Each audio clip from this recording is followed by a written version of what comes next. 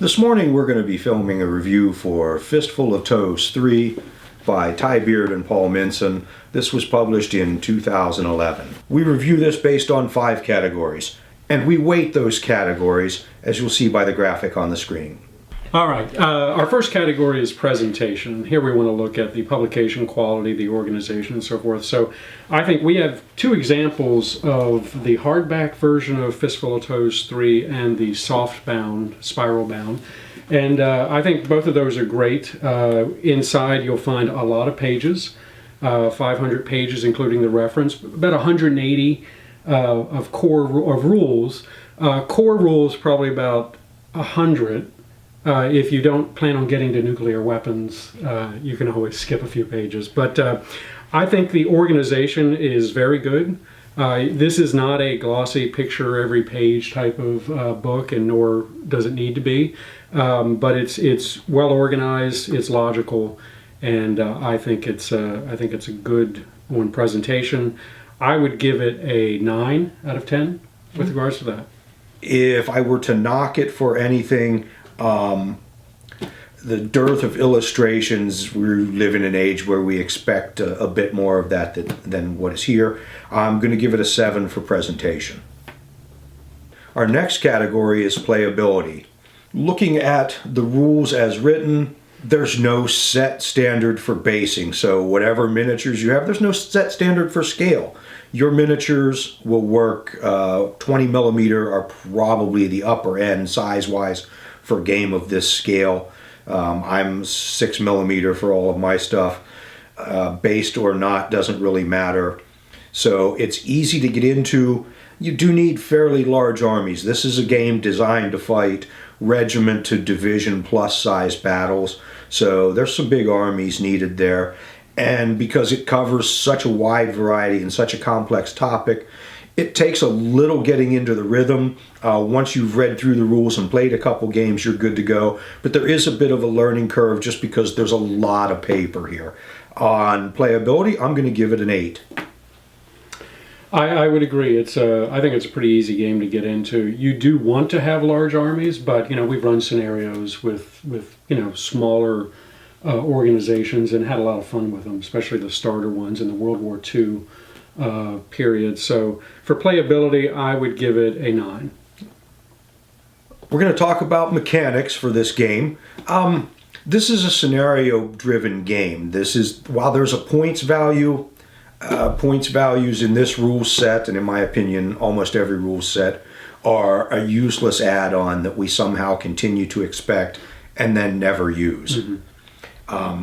The mechanics are fairly simple. It's an I go, you go system. There are rules for opportunity fire and hold fire. You can mark a stand to overwatch and interrupt your opponent's movement, which allows you to cover your own advances and cover avenues of approach. In Fistful of TOWs, morale affects every aspect of the game.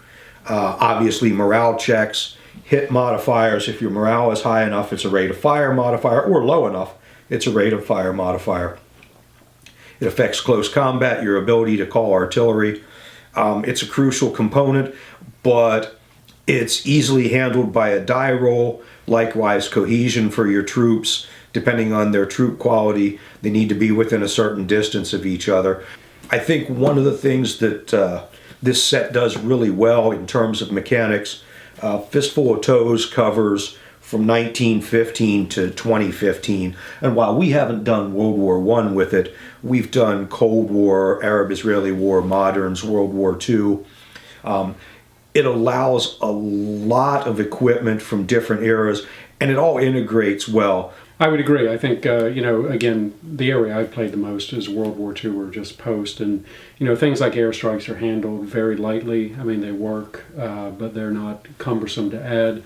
Another thing on the mechanics I think is important is you can scale this pretty much how you want. I mean, it's kind of a 1-to-5 ratio to begin with, but they have modifications in the back. They're pretty light just for a 1-to-1. So I think the mechanics are coherent. lots of details for various periods, and the ability to really scale it to whatever type of engagement you want seems to work pretty well.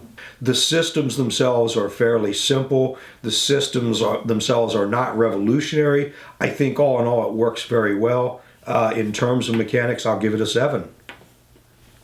Yeah, I would agree with all of that. I don't think there's anything particularly innovative in it.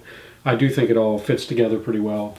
I think the morale is core to it, and obviously shapes the way you conduct your operations in, I think, a realistic and a historical way. And I do believe that it rewards good tactics, use of opportunity fire, avenues of advance, as you mentioned. So, in terms of mechanics, I would give it an 8. It's not overly, there's nothing particularly flavorful, but I think it's very coherent. Yep. Our next category is historical flavor, and this rule book, as it indicates, it's trying to cover 1915 to 2015, and I think it does that well in terms of the TO&E and the various equipment that's relevant to each period, and it certainly gives you all the reference you would need on using that in a scenario. That said, because it is a scenario-driven rule system, I think that's where the historical flavor comes from. There's nothing particular about the rules. It really is almost it's a coherent set of mechanics and the right set of equipment for a period, and it's up to you to really, I think, do the research and bring in the historical flavor, which there's no barrier to it. I'd agree. In terms of historical flavor, there's no specific rule. Nazis don't have superpowers unlike some other games, but troop quality can reflect the difference between, say, raw Russian recruits and veteran SS Panzer Grenadiers. Likewise, in the Cold War period, for example, there's that period where American troop quality is at best, and the rules reflect that. I think also in terms of historical flavor, we have things like helicopter airstrikes and helicopter insertions. There are paradrops. There's rules for night fighting and night vision equipment, tactical nukes, NBC warfare. These sorts of things in the scenarios can be, add that historical flavor we're looking for, but there's no specific chrome. Right. So what score did you give that? I gave it a 7 for historical flavor. Yeah, I gave it the same. Our last category is support, and I believe that in this day and age, we as wargamers have come to expect a certain level of support, and I don't always think that expectation is realistic, but we want a web page, and we want scenarios, and we want examples of play, and pictures of models, and painting guides, and all of that.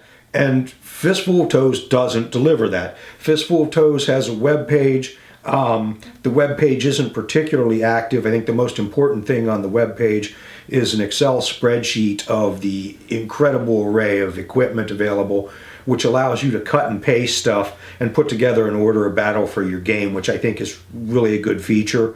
There is a Yahoo group for those of you who are still using Yahoo groups, and I admit that I am. There's also a Facebook page that's active.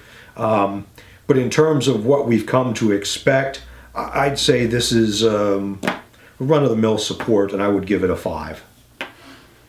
I don't disagree with much of that. I do believe, relative to the other support you get from other rules, it's low.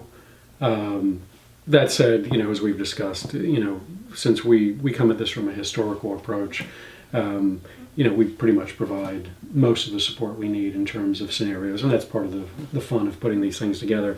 But I think if you measured on just the basics of support, I would give it a 6. All right. In conclusion, for those of you who are looking for a copy, it's available print on demand from Lulu. The hardbound is $64.95, and the spiral bound is $56.95. There's a PDF available. I'm afraid a book this size, I really can't recommend PDF.